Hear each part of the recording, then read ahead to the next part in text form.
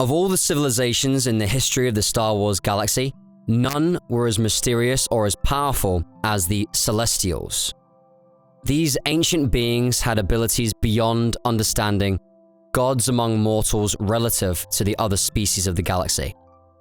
They created entire star systems from scratch and walled off the galaxy with hyperspace anomalies before they vanished from the galaxy entirely. But they didn't leave without a trace. Indeed, they left behind many reminders of their ancient stellar engineering, including the tools they used for the job. One such artifact was Center Point Station, which the Celestials straight up abandoned in the Corellian system. In this video, we'll be telling its story.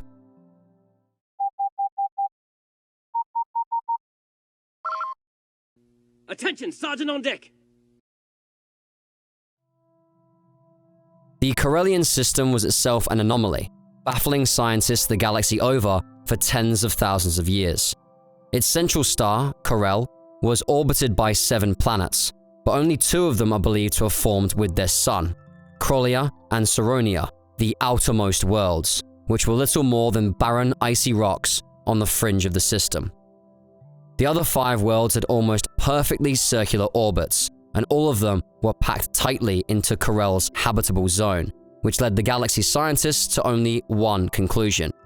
They must have originated in other systems and had somehow been dragged into Corel's orbit. 3 of the 5 habitable worlds, Corellia, Drawl, and Salonia, were fairly ordinary on their own, although Corellia's anomalous human population was believed to have been deliberately implanted by the builders of the system. But the other 2 members of the 5 brothers, as the allied Corellian worlds called themselves, were much more unusual. These planets, named Talus and Tralus, orbited each other. That may not have been terribly strange on its own. After all, in the real world, Pluto and its largest moon, Charon, actually do the same. What made Talus and Tralus unique, however, is that they were of exactly the same size and mass, meaning their gravitational barycenter was located exactly between the 2 worlds, and right at that spot sat Center Point Station. None of the Corellian system's sentient species remembered a time before Center Point. It had always sat between Talus and Tralus, rotating in sync with the double world's orbits. In the pre-Republic era, it was even colonized by humans, Salonians and Drawl, who made their homes in the station's vacant interior. None of them fully understood the nature of the station, nor did any of the many scientists who came to study their home during the long reign of the Republic. But the colonists kept living there anyway, most of them living self-sufficiently deep within the station.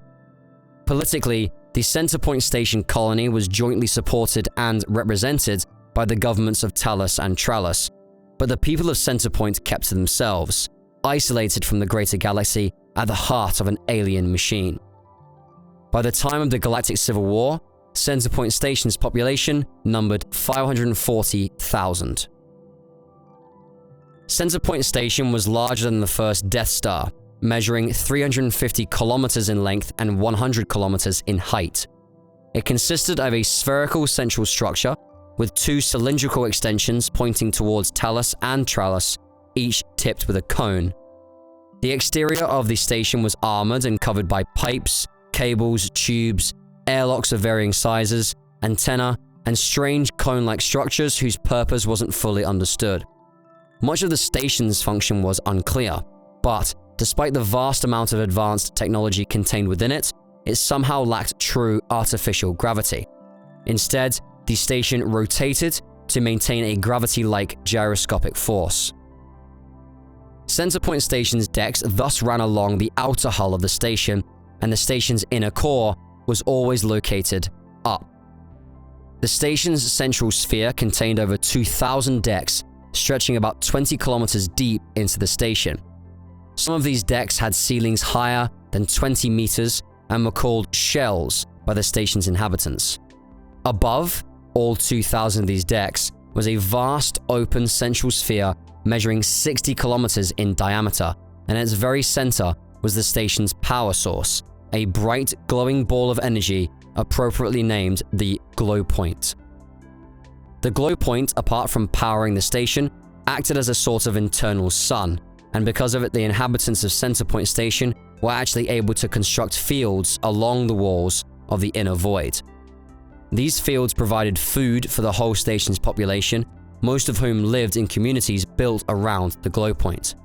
They referred to the vast space in which they lived as Hollow Town.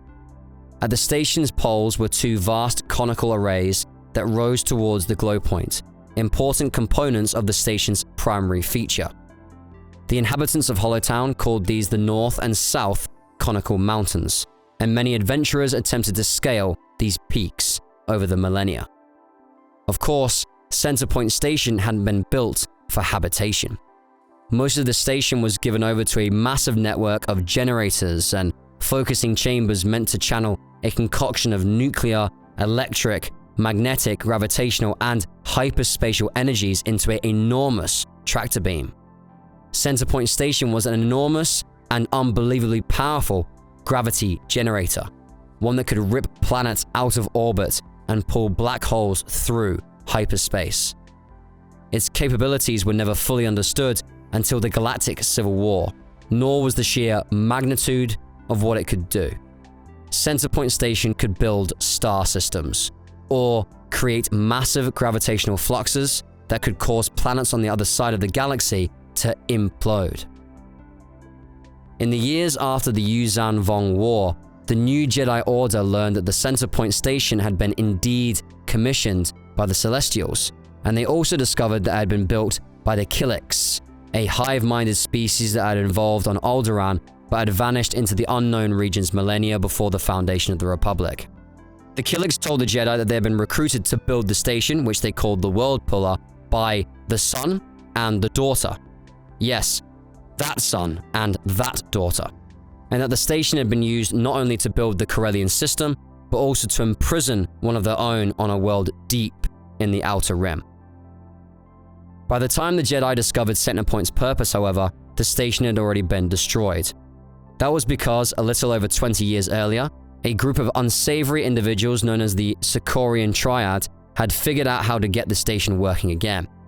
In a bid to seize control of the Corellian sector and get it to secede from the New Republic, the Triad started using its gravitational power to blow up stars, sparking the Corellian crisis. They blew up the uninhabited star TD-10036 EM-1271 as a test, and then blew up Phantazilbra, the sun of an inhabited planet. The Triad tried to hit another star, Bovo Yagan, but they were defeated by the Jedi. In firing Centerpoint Station, the Triad had not only killed everyone in an entire star system, but they had also inadvertently wiped out Hollow Town too. When the station was fired, the glow point flared and incinerated everything within its chamber, killing untold thousands of people. This wasn't the last time the Centerpoint was fired either. During the Yuuzhan-Vong War, Thrak and Sal-Solo used it to blow up a Vong fleet, though he accidentally also wiped out an allied Hapan fleet in the process.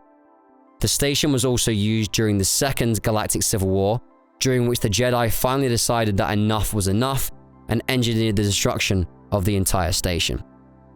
But this, it turned out, was a bit of a mistake. Centerpoint Station, as the Killiks later told the Jedi, wasn't just a weapon, and it hadn't only been used to build the Corellian system. When the Killiks had left the station for the unknown regions, they had left it active, setting it to continuously stabilize the original construct the Ones had used it to build. This construct was the Maw, a cluster of black holes near the Kessel system, which Centerpoint Station had worked in conjunction with the similarly designed but smaller Sinkhole Station to build. The two stations had continued to work in tandem, the sinkhole from inside the Maw and the Centerpoint from the outside, keeping the black holes in perfect alignment. But when Centerpoint Station was destroyed, Sinkhole Station began to malfunction and the black holes of the Maw began to drift. When they did, an ancient evil was unleashed, something far worse than the Jedi could ever have imagined. For at the heart of the Maw lay a lone planet, which the son and the daughter had turned into a prison. This prison was home to Abeloth, the Mother, the embodiment of chaos itself. In destroying Centerpoint Station, the Jedi had probably saved lives, but they ended up opening an even more perilous can of worms in the process. So, that's the tale of Centerpoint Station, the Corellians' big doomsday device. But what do you think? Are there other weird tales from the Star Wars universe you'd like us to cover? Feel free to post your thoughts in the comment section below.